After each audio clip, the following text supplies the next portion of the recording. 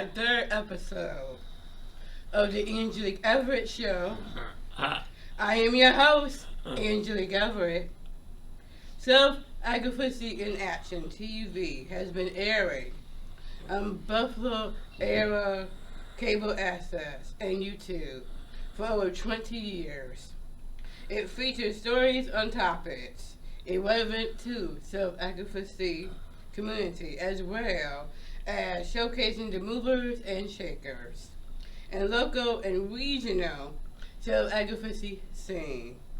I am thrilled to be interviewing the current Self-Advocacy in Action TV team, Sophia Roberts and Mike Rogers from the Self-Advocacy Association of New York, along with current creators and editors Alice Jesco, Lee Hartliff, Hope Griffey, and Jim Jarzi. Well, hello everyone. Hello. So, Sophia, can you tell us about the history of self-advocacy from past and present? Sure. The history of the television show or self-advocacy movement? I guess it doesn't really matter. You can tell us about the movement and then the TV show. Okay. Yes. Okay, great. Well, the self-advocacy movement is a movement. It's a movement of people with developmental disabilities and other people who believe that people with disabilities have dignity and worth and have something to contribute and have rights and have a place in the world and a purpose in the world. That's what the movement's all about. And the self-advocacy movement kind of started with parents getting together. They say that one of the first self-advocacy meetings was in Sweden, and it was where parents of people with disabilities, of adults with disabilities, got together and they supported the children. The children made the decisions. And they taught them how to do decision making, and they made all the decisions. And in the United States, it was on the West Coast, was the first self-advocacy conference. And one of the stories is that there was a man with intellectual disabilities at the conference, and he got up and he said, "We want to be known as people first. We're people, like everybody else." And so People First became the name of a lot of self-advocacy organizations.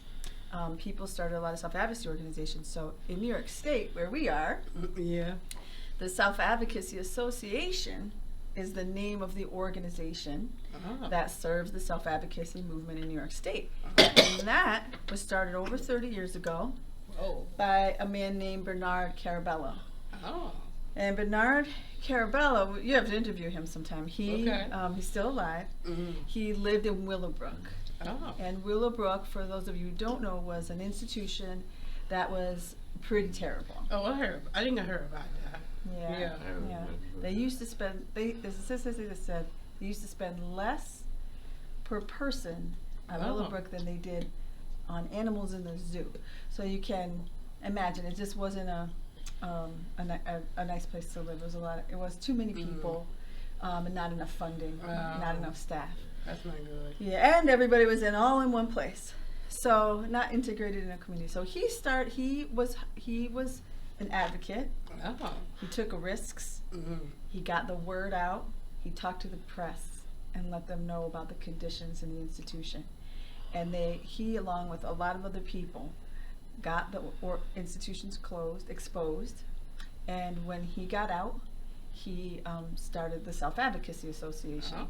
He said, we need to have a voice. People with developmental disabilities, intellectual and developmental disabilities, need to have a voice for ourselves. I agree about that.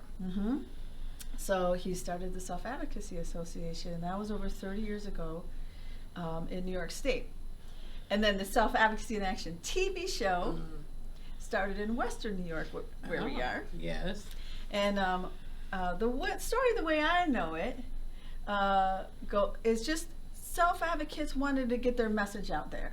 You know, they wanted to have more a voice, and being on television is one way to to get their message out. Be loud and proud. Yeah. That's right. And really have people don't always hear from you.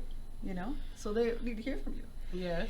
And so Chester Finn, the Oh, way I love Chester Finn. That's right. I cannot wait to go up to interview him in Albany. Yes, you absolutely have to interview Chester Finn.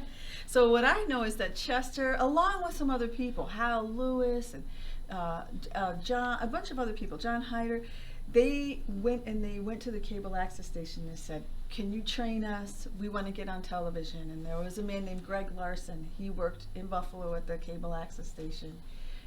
They all worked together to get the show started. So they trained all the camera people, and Greg would help direct the show, and Chester and John and different people would interview. I think the very first show was about an issue related to cigarette smoking.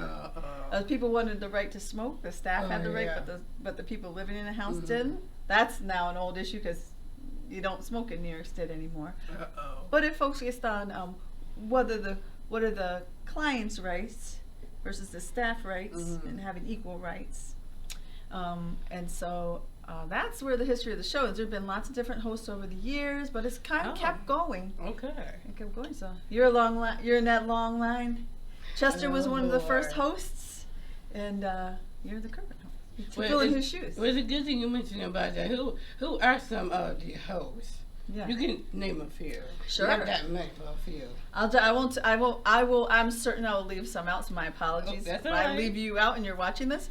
But Chester Finn, John Fritz was the host. There was a guy named Earl. Lisa Kucherbala used to come up. She's in Lockport because the show used to be in Lockport. And then Gwen Squire, Essence Jackson. Oh, I love them too. They're great ladies. Mike Rogers, B.J. Stasser hosted the show. So a lot of times, and we've had different guest hosts over time, but those what I would say would be the main hosts. I love B.J. He always makes me smile every time I walk in the room. It's true, same here. And especially Mike. I'm saying Mike, oh my God. Every time I go to a meeting, he always there. I'm like popping up. It's true. Making jokes, right? Every time I say, oh my God, not again, Mike. I'm always seeing you. He's everywhere. Yes, he is. Yeah, he works hard. And the next question is for you. Okay. What are your responsibilities and your duties for the TV show? Well, for the television show, right now, my responsibility is really be a part of the team. I am a coordinator for the region, so covering the 7 counties. So I think one of the things that I do is I get to meet a lot of people. And so sometimes I connect you with, when you say you're interested, you want to talk about this or you want to talk about that, I might say, oh, this person would be a good person to interview about that. Sometimes I just connect people. Yeah, you're right. And sometimes I produce some segments, like do the camera, and so produce some segments, and mostly just be a supportive part of the team. And also trying to get it out there, when we send it to my lists and things like that. Oh, okay. I'm telling you and Jim, I'm telling you, it's like, well, do you know Sophie's a good person? I'm like, even when you told me about Miss King, I'm like, okay, well, since Jim said it, Sophie's a good person, I thought I might as well just send her an email, send her a message and say, okay, this is this, I want to do a women's rights segment. So I had an idea. I did, but I don't know who to rate to, interview. So. Well, yeah, I feel really lucky because of my job as the coordinator for the region for Self Advocacy. My job is really to support self advocates to speak up for themselves and to kind of work with the board and the organization. I work for the board. I work for the organization. But I'm lucky because I get to meet so many people. And I've been lucky enough to do the job for almost 20 years now.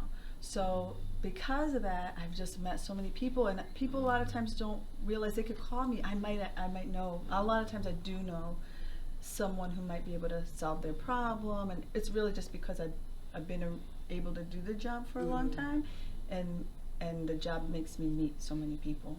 Like Mikey's at every meeting. Oh yeah, I agree about that. Yes. Yeah, he meets a lot of people. So. And what's the other organization that you work with? Because I know there's another organization that you work with besides being on the TV team. Well, the Self Advocacy Association of New York State is the organization that I work for. Mm-hmm. And the television show Self Advocacy in Action came out of the Self Advocacy Association of New York State. Oh, so okay. members were. That's interesting. We have a lot of members, yeah, and who wanted to, get the word out. So. Well, thank you, Sophia. You're welcome. Lee, I got a question for you now. Are you going to make more entrepreneur spotlights? And that's the question. Are you going to make some more entrepreneur spotlights? Yes. Okay. Which I know you did first segment, which I did see. Which business do you put on your spotlight on your first episode? Cents for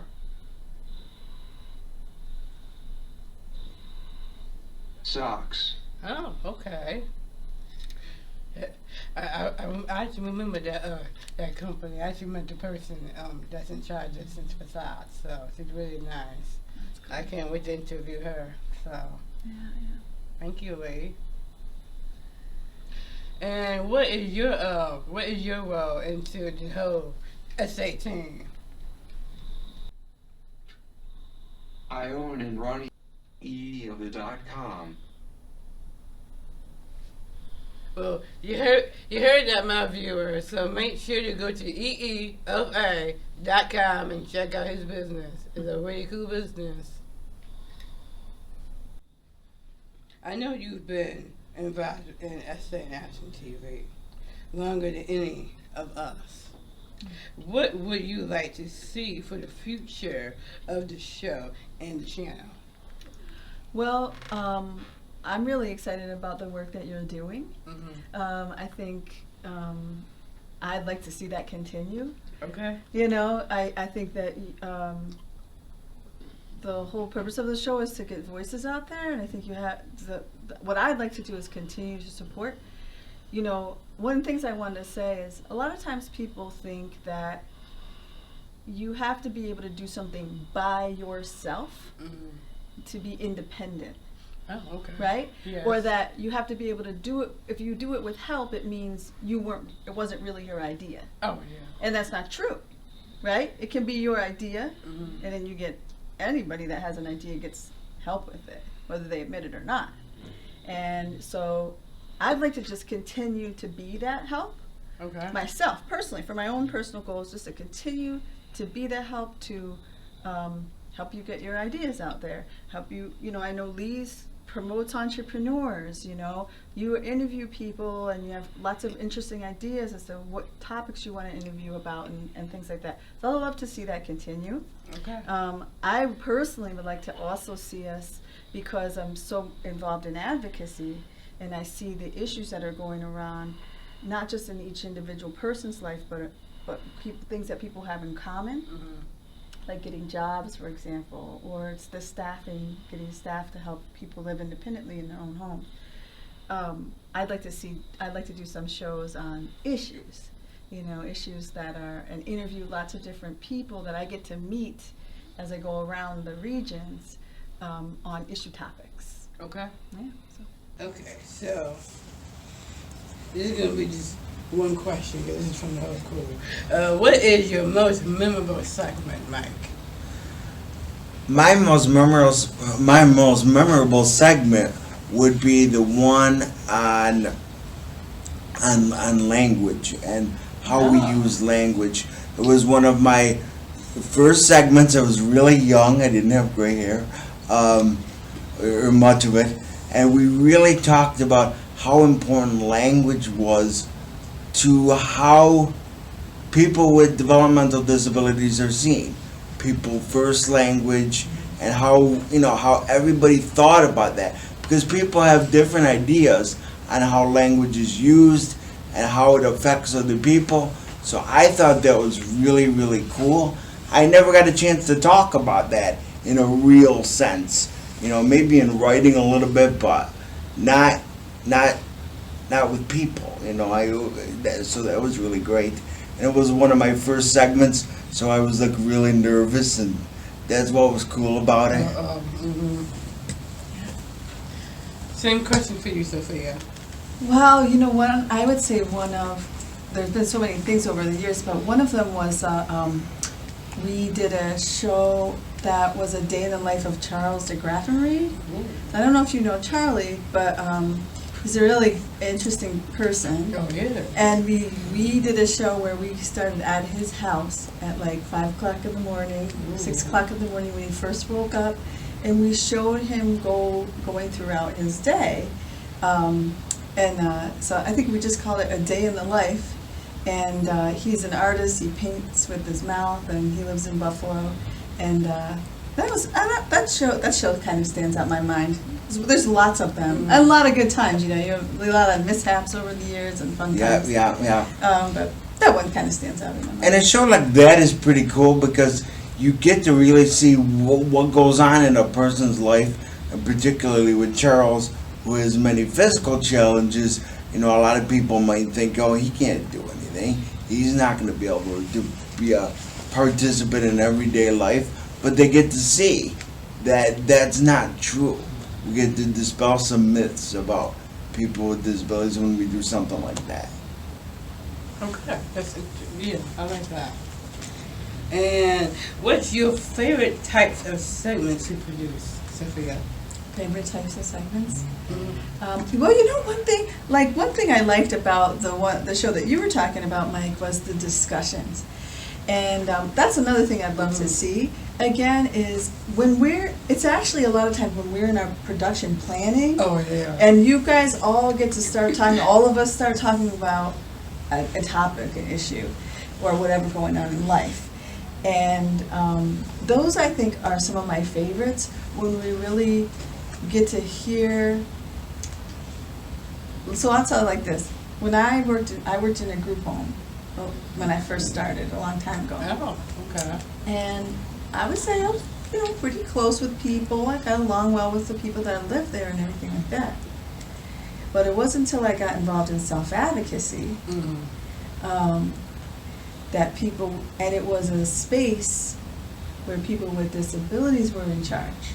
Okay. Right? And the group home was kind of like the staff was in charge, even if they weren't supposed to be. It was still like that.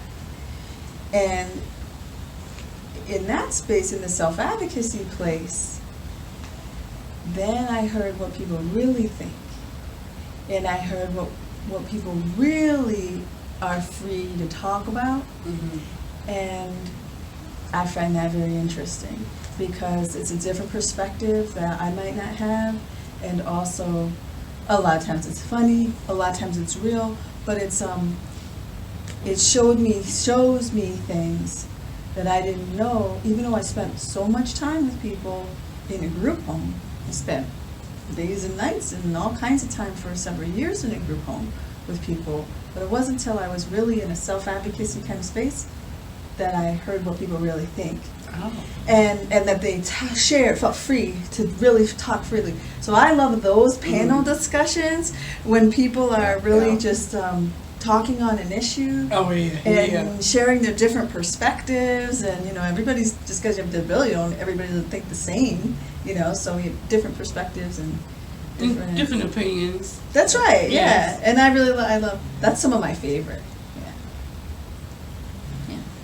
And Mike, how many years have you been involved with self-advocacy and action? Well, let's see if I can add, because I think it might have been my first or second year that I was involved with our America project that I got involved in the show. So roughly, let me see if I can add.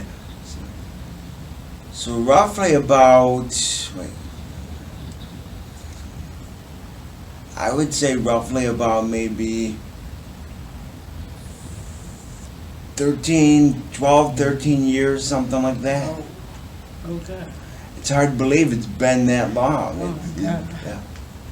That's a lot of years. Yes. And what are your duties for us in Action TV show? Well, my original duty was was to be a producer, basically get guests for the show, make sure that the guests showed up and that they were in the right place. And my other duty was to be floor manager most of the time. Tell people when to be quiet on the set, give them the wrap-up signals so we didn't make noise all over, and so that the production went off clean.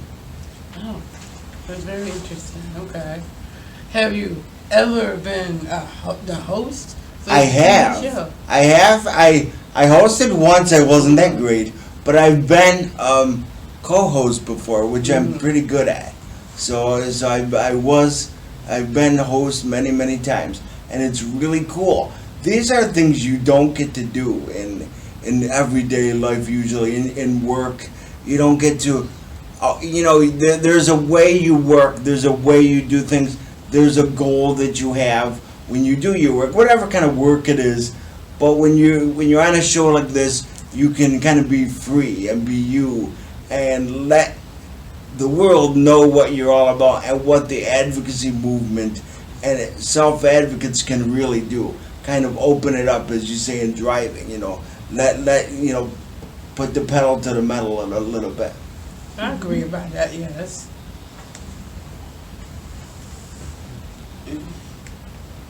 Those are the only questions I have for you, Mike. Okay, thank you. But thank you, Sophia. Thanks, Angelique. And thank you, Mike. You're welcome. All right. So, Alex, how long does it take you to edit interview videos and put up on YouTube?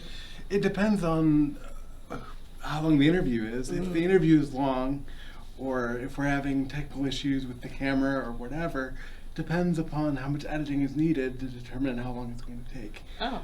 Usually most segments take about a couple hours, maybe an hour. If we're really going at it, it really depends. And it also includes like sound effects and green screen and things like that as well. So and then the YouTube, depending on how long it takes for the internet to absorb the video and put it up on YouTube, also determines that as well, using tags and putting in the description and all that stuff. So there's a lot involved with that. It's very interesting. Yeah. Okay. And is Ask Alex coming back? Probably not, I'll be honest. Okay. I've been really busy lately. When I started Ask Alex, I was not working at the time, but now I'm working. Okay. So now that's kind of occupying a lot of my time. Oh. And my weekends are kind of my free time to be able to unwind. So unfortunately, I don't have much time to actually produce much. But I am still editing, so that's what I'm contributing to SE in Action TV. Well, that's good. Okay.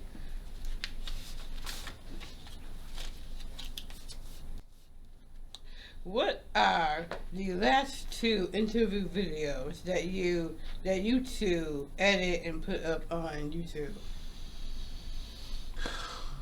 Wow, it's actually been a while. Uh-oh.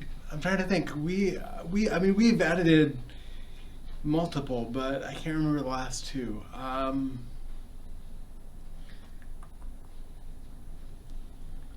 honestly can't remember. Okay.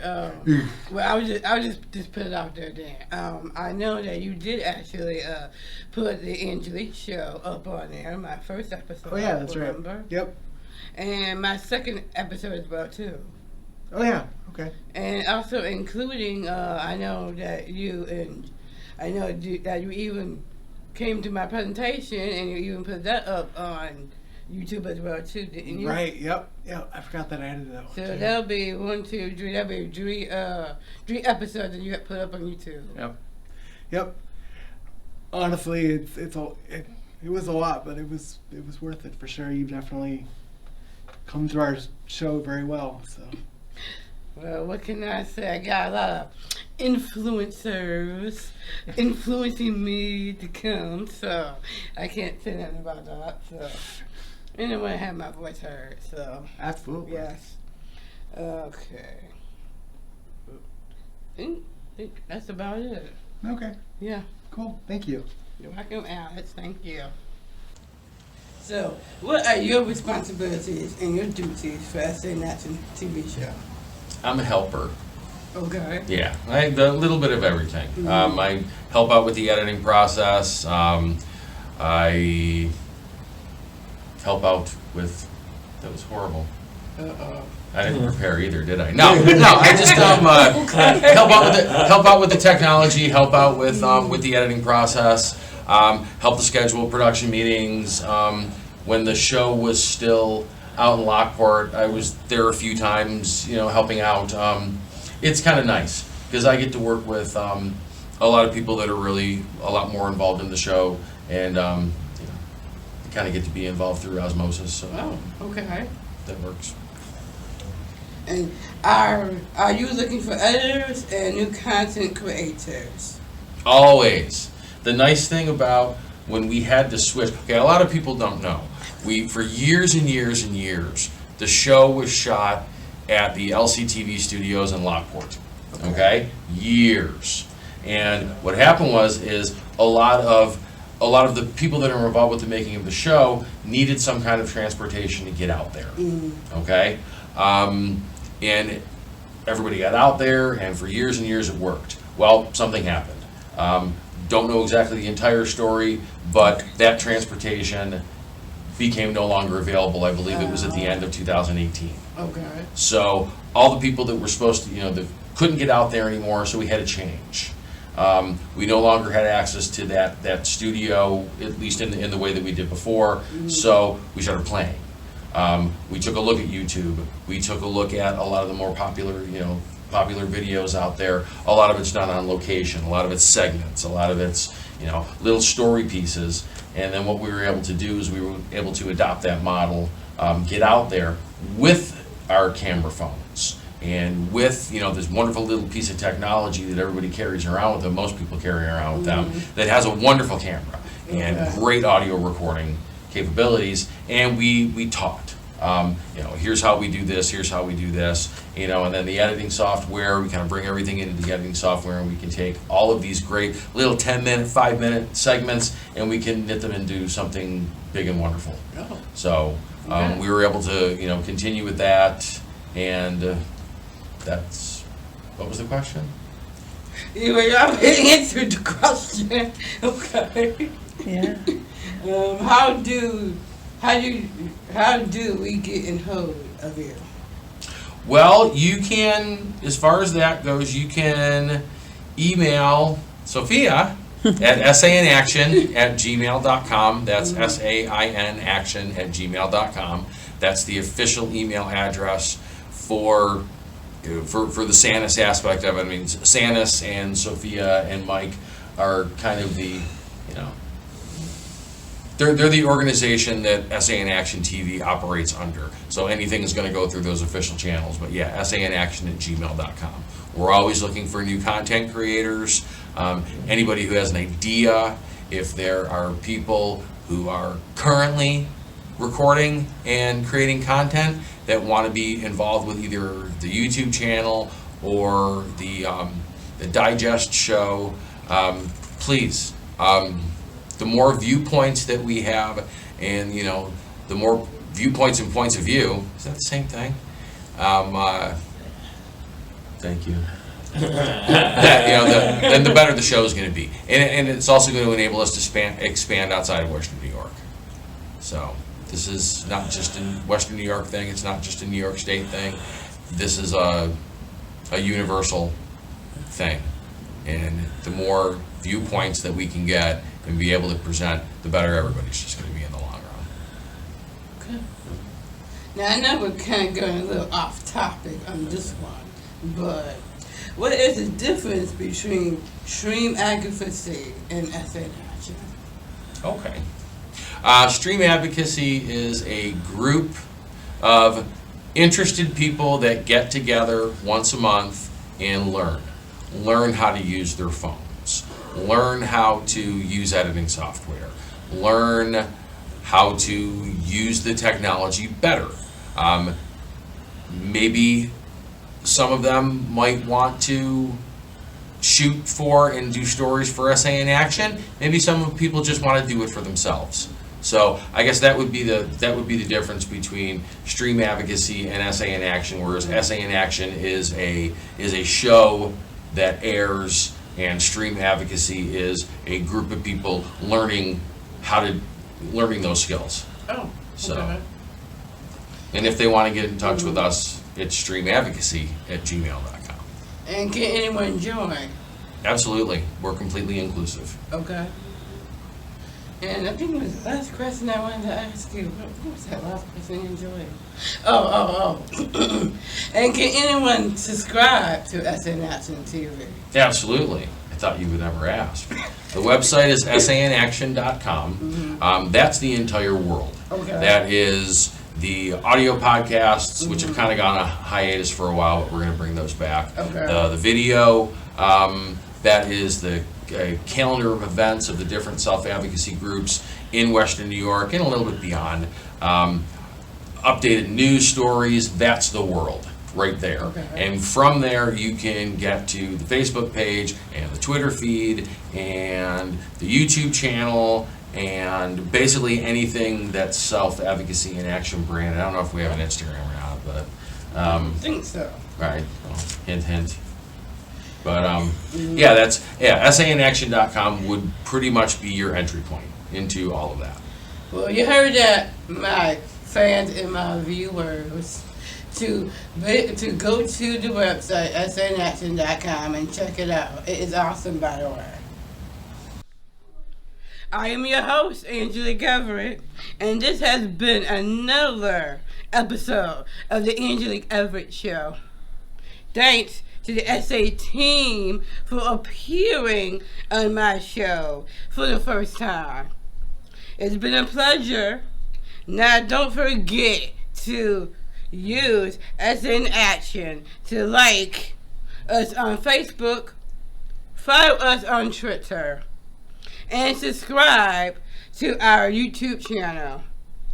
Hit our website at sanaction.com for all the SA news and airtimes for Buffalo area cable access. And I'm your host, and I'm rocking it.